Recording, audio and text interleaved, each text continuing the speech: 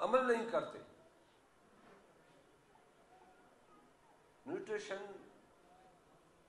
ہمارے معاشرے کو صحت مند بناتی ہے. ابھی ریسنٹلی ایک ہفتہ پہلے میں نے نیوٹریشن پہ ایک سالپٹ دیہات ہے، تحصیل ہیڈ کوارٹر ہے، وہاں کیمپ لگوایا پورے دن کا. اور 12 بجے میں گیا. مجھے جب ٹیلی فون پہ پوچھا، بتایا کہ سر ابھی تو بالکل خالی ہو گیا ہے، یعنی لوگ نہیں ہیں، بچے نہیں ہیں. تو یہ انوائرمنٹ پیدا کی جائے. میں ریڈی ہوں، تیار ہوں، ایک ریسپانسبل ایک ہیومن بینگ کے تحت میں تیار ہوں.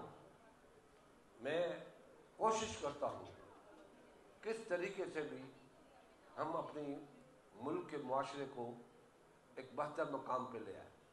ایک چھوٹی سی میں بات بتاؤں. میں ٹی وی پہ جب دیکھتا تھا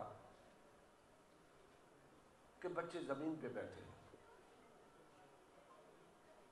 وہ پڑھ رہے ہیں، اپنے ٹانگوں کے اوپر کاپی لے کے پڑھ رہے ہیں.